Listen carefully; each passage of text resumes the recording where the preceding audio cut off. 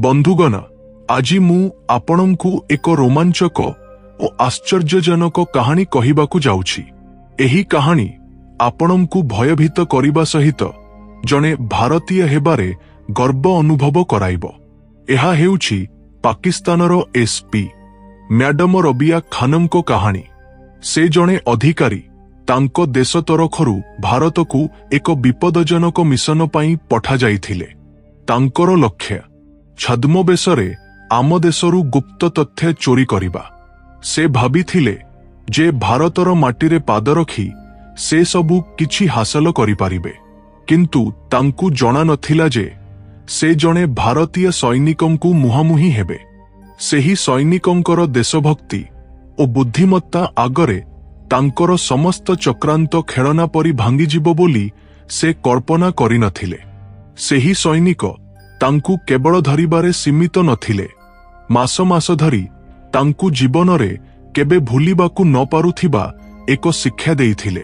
एही कहानी सुनिले प्रत्येक भारतीयंको हृदय गर्वरे भरिजिबो। जदि आपण जणे प्रकृत देशभक्त होइथांती तेबे एही भिडियो को निश्चित भावे लाइक करंतु। भिडियोटी को पूर्ण रूपे देखंतु। कमेंट बॉक्स रे जय हिंद वंदे मातरम लेखंतु। आम चैनल को सब्सक्राइब करिबाकु भूलंतु नाही। पाकिस्तानर लाहोर थिबा एक गुप्त सैन्य घाटी रे एक गंभीर परिवेश। पाकिस्तानर गुप्तचर संस्था आईएसआई एक गुरुत्वपूर्ण बैठक करुछि। भारतीय सेना धर्मपुर निकटरे एक बड़ और गुप्त परीक्षा करिबाकु जाउछि बोली सेमानंकु निश्चित खबर मिलिछि। सेही परीक्षारे केवल अस्त्र आदान प्रदान नुहे, सेनार नुआ जोगाजोग कोडगुडीकु मध्य प्रचलन कराजिबो। जणे आईएसआई अधिकारी टेबुल उपरे जोररे हाथ मारी कहिले, एही कोडगुडीको आमकु जेकोनोसी मूल्यरे दरकार। किए जीवो? सेतेबेले घरे एक दृढ़ स्वर सुनागला, सार मोते पठांतु, से हेउछंती रबिया खान। मु सेमानंको हृदय भितरे पसी समस्त डाटा आनी देबी, रबिया दृढ़तार सह कहिले। बैठकरे निष्पत्ति हेला, रबियांकु पंजाबर एक गाँरे साधारण कामबाली भावे भारतकु पठाजिबो। तांकर नुआ नाम सिमरन, बयस 26 वर्ष, जणे विधवा, स्वामींको मृत्यु परे काम खोजुथिबा महिला। रबियांको पाई नकली Aadhaar card, PAN card, voter ID तैयारी हेला। गुप्त मार्ग देई सीमा अतिक्रम करी से भारतरे प्रवेश कले। धर्मपुर गाँरे तांको पाई एक सुजोग अपेक्षा करिथिला। भारतीय सेनारू अवसर प्राप्त सुबेदार बलदेव सिंह तांको वृद्ध मांको सह रहुथिले। तांकु जणे कामबाली दरकार थिला। तांको पत्नी किछि वर्ष पूर्वे मरी जाइथिले। तांको पुओ अभिनव जणे वरिष्ठ सैन्य अधिकारी अधिकांश समय कामरे बाहरे थांती। एठारू सिमरन ओरख रबियांको मिशन आरंभ हेला। स्थानीय महिलांको साहाज्यरे सिमरनंकु बलदेव सिंहंको घरे कामबाली हिसाबरे चाकिरी मिलिला। बलदेव सिंह तांकु घरे ही एक रूम देइथिले। सिमरन धीरे धीरे घरर कामकु निज हाथकु नेले। सकाळे सकाळु उठी खाद्य रांधिबा, घर सफा करिबा, पूजा पाई दीप जालिबा सबु किछि ठीक भावे करुथिले। किंतु एसबु तांकर प्रकृत उद्देश्य नथिला। तांकर आसल मिशन थिला अन्य। काम भितरे से घरे गुप्त कैमेरा और रेकर्डिंग उपकरण लगाउथिले। बलदेव सिंहंको घरकु भारतीय सेनार वरिष्ठ अधिकारी माने माझे माझे परामर्श पाई आसुथिले। सेमानंको कथाबार्ताकु सिमरन गुप्त भावे सुनुथिले। राति हेले एक छोट मोबाइल सैटेलाइट राउटर ऑन करी संगृहित डाटाकु एनक्रिप्ट करी पाकिस्तानर सर्भरकु पठाउथिले। घरे काहाकु एक छोट संदेह मध्य हेला नाही। तांकर काम एते चतुरतार सह चलिथिला। किंतु बलदेव सिंहंको घर पाखरे जणे भारतीय सैनिक रहुथिले। तांको नाम बहादुर सिंह, 30 वर्ष बयस, BS1 रे काम करुथिबा जणे साहसी जौन।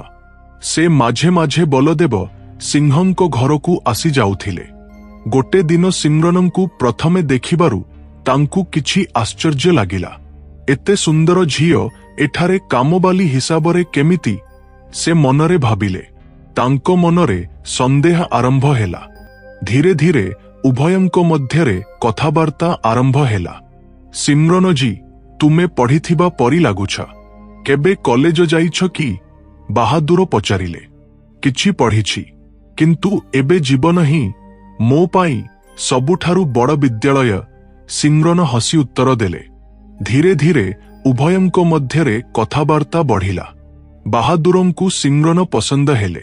तांको सह कथा हेबा पाई से छोट छोट कारण खोजिबाकु लागिले, किंतु सिमरनंकु एहा किछि असुविधाजनक लागिला। से चतुर थिले। एभଳି व्यक्तिंकु दक्षतार सह नियंत्रण करिबा तांको मिशन पाई गुरुत्वपूर्ण बोली से जानिथिले। बाहादुरंकु संदेह हेले मिशन विपदरे पड़िबो बोली से भाबिले। तेणु से हसी हसी उत्तर देउथिले, किंतु मनरे प्रत्येक पादकु सतर्कतार सह रखुथिले। किंतु बाहादुर सिंह निजर सीमा अतिक्रम करिबाकु लागिले। एबे से तांको सह केवल परिचयरे रहिले नाही। गोटे रातिरे से गुप्त भावे सिमरनंको रूमर पछपट झरका पाखकु आसिले। तांको मनरे एक अपूर्ण इच्छा। ए झियो रातिरे एका एका कौन पिंधिछि देखे से भाबिले, किंतु से जेउ दृश्य देखिले ताहा तांको निश्वासकु अटकाई देला। सिमरन कम पोशाकरे नथिले। से पूर्ण सतर्कतार सह लापटप आगरे बसी किछि डाटा टाइप करुथिले ओ एक विशेष उपकरण जरियारे ताहाकु पाकिस्तानर सर्भरकु पठाउथिले। बाहादुरंको आखि आश्चर्यरे फाटिगला। सेही मुहूर्तरे से किछि कहिले नाही। निश्चुप भावे पछकु फेरीगले। परदिन सकाळे से सिमरनंकु एका अटकाई धीरे पचारिले, तुमे किए? रातिरे कौन करुथिल? सिमरनंको मुह फिका पड़ीगला। एबे विषय हातु बाहरी जिबार आशंका थिला बोली से बुझिले। नहेले धरा पड़िबे, नहेले मरिबे। किंतु से भय कले नाही। तुरंत परिस्थिति आकलन करी धीरे कहिले, तुमे जाहा कहिबो मु तुम सह सबु किछि करिबी। बाहादुरंकु सेहिटा ही दरकार थिला। ठीक अछि, आजी रातिरे मो रूमकु आस, से कहिले। सेही रातिरे सिमरन बाहादुरंको रूमकु गले। सेही रातिरे कौन हेला? केउ भावनारे हेला? शारीरिक मिलन ना मनर माया? कहिबा कष्ट। किंतु सेही राति परे किछि बदली गला। सिमरन डाटा पठाइबा बंद कले। तांको भितरे एक आंतरिक संघर्ष आरंभ हेला। एबे बाहादुर मध्य पूर्णत द्वंद्वे पड़ीगले। से गुप्त भावे सिमरन लगाइथिबा कैमेरा ओ उपकरण गुड़िकु हटाइबाकु लागिले। तांको आखिरे प्रेम थिले मध्य हृदयर गभीररे देशभक्ति द्रुर भावे बाजुथिला। से मानसिक संघर्षरे थिले।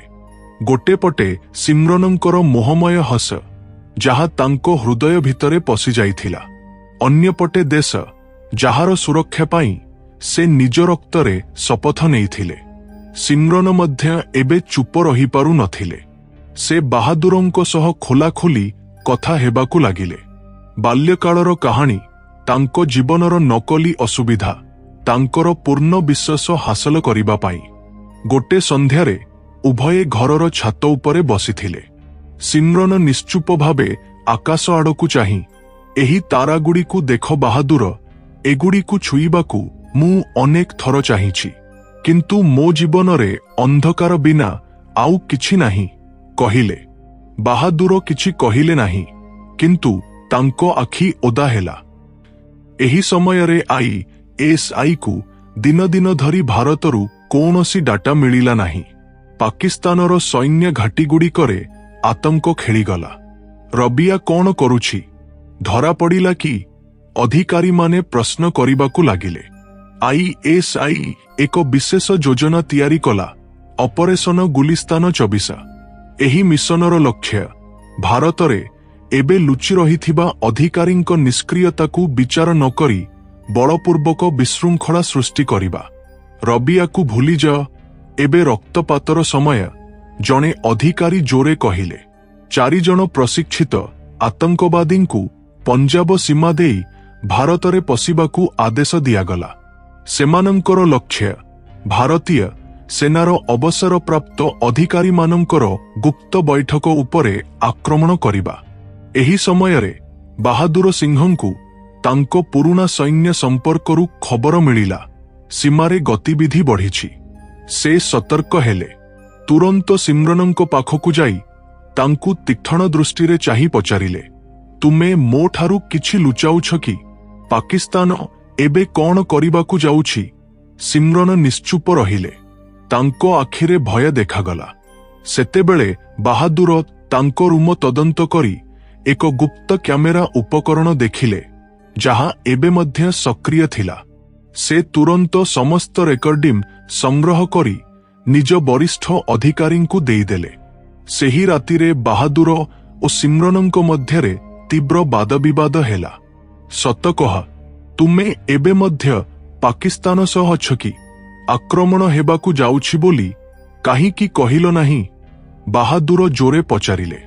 ସିମ୍ରନ ଆଖିରୁ ଲୁହ ଝରି କାନ୍ଦିବାକୁ ଲାଗିଲେ। ମୋତେ କ୍ଷମା କର ବାହାଦୁର, ମୁଁ ଜାଣି ନାହିଁ। ମୁଁ ଏବେ ମୋ ପିଲାଙ୍କ ପାଇଁ ମାତ୍ର ବଞ୍ଚୁଛି, ସେ କହିଲେ। ବାହାଦୁରଙ୍କ ହୃଦୟ ଗଳିଗଲା। କିନ୍ତୁ ତାଙ୍କ ମୁହଁ ଏବେ ଜଣେ ସୈନିକର କଠୋର ଓ ଭାବଶୂନ୍ୟ। ଆତଙ୍କବାଦୀମାନେ ଆକ୍ରମଣ କଲେ। ଲକ୍ଷ୍ୟ ସୁବେଦାର ବଲଦେବ ସିଂହଙ୍କ ଘର, ଯେଉଁଠାରେ ସେନାର ଗୁପ୍ତ ବୈଠକ ଚାଲିଥିଲା। ବନ୍ଧୁକର ଗୁଳି ଶବ୍ଦ, ବିସ୍ଫୋରଣର ଧ୍ୱନି, ଚାରିଆଡ଼େ ବିଶୃଙ୍ଖଳା। କିନ୍ତୁ ଭାରତୀୟ ସେନା ଓ ପଞ୍ଜାବ ପୋଲିସ ଆଗୁଆ ପ୍ରସ୍ତୁତ ଥିଲେ। ବାହାଦୁର ଓ ତାଙ୍କ ଦଳ ପୂର୍ଣ୍ଣ ପ୍ରସ୍ତୁତ ଥିଲେ। ପ୍ରତ୍ୟେକ ଆତଙ୍କବାଦୀଙ୍କୁ ଜଣେ ଜଣେ କରି ଗୁଳି କରି ମାରିଦେଲେ। ଜଣେ ଆତଙ୍କବାଦୀଙ୍କ ପାଖରୁ ମିଳିଥିବା ଦସ୍ତାବିଜରେ ସିମ୍ରନଙ୍କ ସହି ଓ କୋଡ଼ଟା ଦେଖାଗଲା। ଏବେ ସତ୍ୟ ସମସ୍ତଙ୍କ ସାମ୍ନାରେ ଆସିଲା। କିନ୍ତୁ ଏହି ପରିସ୍ଥିତିରେ ଆତଙ୍କବାଦୀମାନେ ହଠାତ୍ ବାହାଦୁରଙ୍କୁ ଚାରିଆଡ଼ୁ ଘେରିଲେ। ସେତେବେଳେ ଏକ ଛାୟା ଆଗକୁ ଆସିଲା। ଦୁଇଟି ଗୁଳି ଚାଲିଲା। ଦୁଇ ଆତଙ୍କବାଦୀ ହାଡ଼ଳି ପଡ଼ିଲେ। ସେ ଥିଲେ ରବିଆ ଖାନ। ବାହାଦୁର ଆଶ୍ଚର୍ଯ୍ୟ ହେଲେ। ମୋ ଜୀବନକୁ କାହିଁକି ବଞ୍ଚାଇଲ? ସେ ପଚାରିଲେ। ରବିଆଙ୍କ ଆଖି ଓଦା ହେଲା। ମୋ ଆତ୍ମା ଏବେ ଆଉ ଚୁପ ରହିପାରୁନାହିଁ। ତୁମକୁ ମାରିବା ପାଇଁ ମୁଁ ଆସିନଥିଲି, ମୋ ନିଜକୁ ମୁକ୍ତ କରିବା ପାଇଁ ଆସିଥିଲି, ସେ କହିଲେ। ବାହାଦୁରଙ୍କ ଆଖିରେ ସନ୍ଦେହ ଜଳି ଉଠିଲା। ଏହା ମଧ୍ୟ ଏକ ଛଳନା ନୁହେଁ କି? ରବିଆ ତାଙ୍କ ବନ୍ଧୁକକୁ ମାଟିରେ ରଖି କହିଲେ, ମୁଁ ତୁମ ଦେଶ ଆଗରେ କ୍ଷମା ମାଗୁଛି। ମୋତେ ଗୋଟେ ସୁଯୋଗ ଦିଅ। ମୁଁ ସମସ୍ତ ସତ୍ୟ ବାହାର କରିଦେବି। ଭାରତୀୟ ଗୁପ୍ତଚର ସଂସ୍ଥାଗୁଡ଼ିକ ତାଙ୍କୁ ହେପାଜତରେ ନେଲେ। ତାଙ୍କର ବୟାନ ଏତେ ବିସ୍ଫୋରକ ଥିଲା ଯେ ଭାରତ ସରକାରଙ୍କୁ ତାହା ଜାତିସଂଘକୁ ପଠାଇବାକୁ ପଡ଼ିଲା। ଗୁଲିସ୍ତାନ 24, ଆତଙ୍କବାଦୀ ଅର୍ଥ ସହାୟତା, ବ୍ଲାକମେଲ, ସବୁକିଛି ସେ ପ୍ରକାଶ କଲେ। ଭାରତ ବିଶ ଆଗରେ ପାକିସ୍ତାନକୁ ଉଲଗ୍ନ କଲା। ରବିଆ ଏବେ ଭାରତର ଜେଲରେ ଅଛନ୍ତି। ସେ ପ୍ରତିଦିନ ଭଗବଦ୍ ଗୀତା ପଢ଼ନ୍ତି, ନିଶ୍ଚୁପ ରହନ୍ତି, ପଶ୍ଚାତାପ କରନ୍ତି। ଗୋଟେ ଦିନ ବାହାଦୁର ତାଙ୍କୁ ଭେଟିବାକୁ ଆସିଲେ। ରବିଆ ତାଙ୍କ ଆଖିକୁ ଚାହିଁ କହିଲେ, ତୁମକୁ ହରାଇ ମୁଁ ନିଜକୁ ପାଇଲି। ଏବେ ମୋର ଶେଷ ନିଶ୍ୱାସ ଏହି ମାଟିରେ ହିଁ ହେବା ଉଚିତ ବୋଲି ଚାହୁଁଛି। ବାହାଦୁର କହିଲେ, ଦେଶଦ୍ରୋହ ପାଇଁ କ୍ଷମା ମିଳିପାରେ ନାହିଁ, କିନ୍ତୁ ଆତ୍ମାକୁ ଶାନ୍ତି ମିଳିପାରେ। 5 ବର୍ଷ ଗତିଗଲା। ଏକ ସମୟରେ ଭାରତ ବିରୁଦ୍ଧରେ ଗୁପ୍ତଚର ବୃତ୍ତି କରୁଥିବା ରବିଆ ଖାନ ଏବେ ଭଲ ଆଚରଣ ଓ ମାନବିକ ଆଧାରରେ ମୁକ୍ତି ପାଇବାକୁ ଯାଉଛନ୍ତି। ଭାରତ ସରକାର ପାଇଁ ଏହି ନିଷ୍ପତ୍ତି ସହଜ ନଥିଲା, କିନ୍ତୁ ଜାତିସଂଘ ଓ ମାନବାଧିକାର ସଂଗଠନଗୁଡ଼ିକର ଚାପ ଏହାକୁ ସମ୍ଭବ କରିଛି। ମୁକ୍ତି ଦିନ ଜେଲ ବାହାରେ କେହି ନଥିଲେ, ବାହାଦୁର ସିଂହଙ୍କ ଛଡ଼ା। ରବିଆ ତାଙ୍କ ସାମ୍ନାରେ ନିଶ୍ଚୁପ ଠିଆ ହେଲେ। କିଛି କହିବାକୁ ଚାହିଁଥିଲେ, କିନ୍ତୁ ଶବ୍ଦ ଗଳାରେ ଅଟକିଗଲା। ବାହାଦୁର ତାଙ୍କୁ ଚାହିଁ କହିଲେ, ଆସ, ତୁମକୁ ତୁମ ସୀମାରେ ଛାଡ଼ି ଆସୁଛି। ଗାଡ଼ି ସୀମା ଆଡ଼କୁ ଗଲା। ଉଭୟଙ୍କ ମଧ୍ୟରେ ନୀରବତା। ସେହି ନୀରବତା ପ୍ରତ୍ୟେକ ଶବ୍ଦଠାରୁ ଭାରି ଥିଲା। ପଠାନକୋଟରୁ ଅଟାରୀ ସୀମା ପର୍ଯ୍ୟନ୍ତ ଯାତ୍ରା ଲମ୍ବା ହେଲା। प्रत्येक किलोमीटर प्रत्येक मोड़ सेमानंक मध्यरे थिबा कहानी को निश्चुप भावे पुनरावृत्ति करुथिला। सेमानंक निश्वास केतेबेले निकटरे केतेबेले दूररे एक अजणा नीरवतारे बंधा होइथिला। रबिया धीरे कहिले, तुमे मोते भेटिबाकू मध्य आसीबो बोली मु भाबी नथिली। बाहादुर किछि समय निश्चुप रहिले। मु तुमकू दंड देइछि, एबे बोध हुए तुमकू मुक्ति देबा मोर कर्तव्य, से कहिले। रबियाଙ୍କ आखि ओदा हेला, किंतु सेही लुहकू से तळे झरिबाकू देले नाही। तांको अपराधर शेष दंड हिसाबरे मध्य दुर्बल देखाजिबा उचित नुहे बोली से निष्पत्ति नेइथिले। अटारीघा सीमारे सेही शेष मुहूर्त। गोटे पटे पाकिस्तान रेंजर्स, अन्य पटे भारतीय जौन। मझिरे कंटा तार, दुई हृदय मध्यरे एक अदृश्य कांथ परी। रबिया जाउथाई पचारिले, तुमे मोते क्षमा करि पारिबो कि? बाहादुर तांकू चाही कहिले, मो सैन्य पोशाक तुमकू दंड देइछि, किंतु मो हृदय तुमकू केबे छाड़ी नाही। तथापि एबे मु तुमकू समस्त बंधनरू मुक्त करुछि। रबिया मुंड नुआई आखिरू गोटे लुह झरिला।